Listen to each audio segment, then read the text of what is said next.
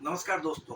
आज मैं आपको जो जानकारी दे रहा हूँ, बहुत ही ध्यान से और इत्मीनान से उस बातों को समझना और ज़रूर सुनना उस बातों को। अभी 1 तारीख को दीपावली आ रही है और दीपावली को हर एक व्यक्ति अपने पूजा के सामग्री के साथ में मोरपंख लेके आता है।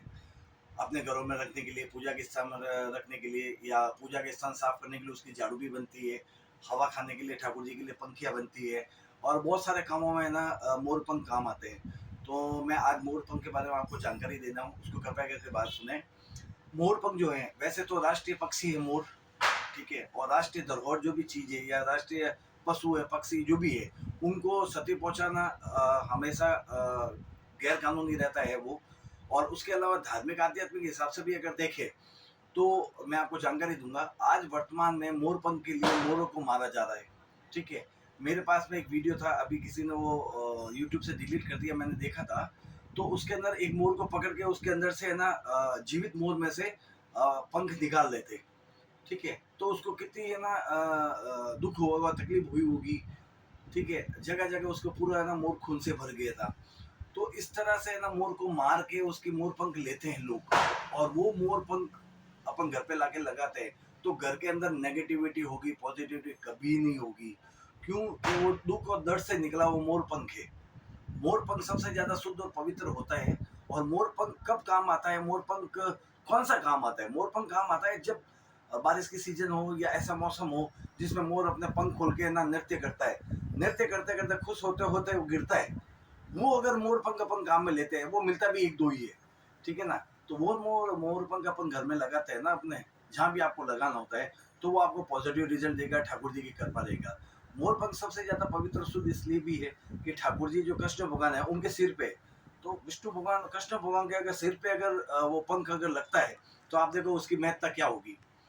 आज घरों के अंदर मैं बताऊँ आपको, बहुत सारे बंच बना के है ना लिविंग रूम में और बेडरूम में और पता नहीं जगह-जगह कहीं ऐसे रखते हैं वो बंच बना के, ठीक है? 100, 200, 500 का ऐसा है। और कहीं ऐसे डिज़ाइन आप देखोगे वहाँ ड्राइंग रूम में है ना ऐसे फैला के रखा हुआ है, ऐसा एक बना रखा है ये वो। तो मैं आपको एक और निवेदन करूँगा मैं कि मोर पंख को कभी भी ऐसे रखना नहीं चाहिए। मोर पंख हमेशा रहेगा कृष्ण भगवान की मूर्ति के पीछे। जैसे कृष्ण भगवान की मूर्ति है और उनके पीछे अगर मोर पंख रखते हैं, एक रखे, 10 रखे, 50 रखे, 100 रखे, ठीक है? तो आपको वो पॉजिटिविटी देगा। और अगर मोर पंख आपने कृष्ण भगवान के आगे रखा है या साइड में कहीं रखा है या कृष्ण भगवान की मूर्ति नहीं है और वैसे कहीं आपने डेकोरेटिव रखा है, तो 100% आप मान के चलिए एक नेगेटिविटी होगी। और इसमें नेगेटिविटी में आप देखो, दुख और दारिद्र उस घर में रहेगा। दुख और दारिद्र रहेगा। जैसे जैसे मोर को पीड़ा हुई है, जैसे जैसे कष्ट हुए, तो उसका जो उपभोग करने वाला है उसको भी ये है ना दुख और दरिद्रता और ये सारी जो चीजें है ना उसमें हमेशा रहेगी। तो मेरा आप लोगों से हाथ जोड़ के निवेदन है कि कृपया करके मोर पंख को खरीदना ही बंद कर दे। अगर अपन खरीदेंगे नहीं तो मार्केट में वो आएगा नहीं और चलेगा नहीं तो लोग लेंगे नहीं। तो मोर की जान बची रहेगी या उसको तो दुख और तकलीफ नहीं होगी, ठीक है ना? तो अब डिमांड ज्यादा है, ठीक है, मोर है कम, मोर पंख है कम, तो कैसे लोगों की करे? हर एक आदमी है ना अपने पैसों पे बल पे ले लेता है कि 10 मोर के पंख, 20 मोर के पंख, 50, लेकिन प्रचुर मात्रा में होना भी चाहिए। तो आप गांव से लोगों से आप कंसल्ट करें, गांव के लोगों को पूछना, धीरे धीरे मोर बहुत कम हो गए। अभी आपको जानकारी में है या नहीं, मैं आपसे निवेदन करूंगा।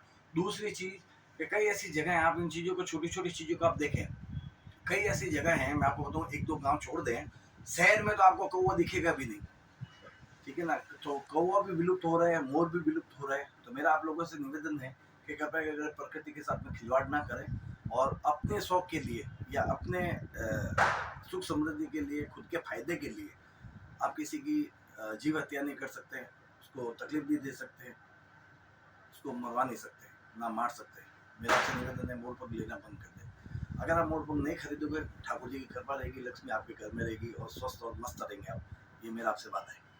बहुत बहुत धन्यवाद।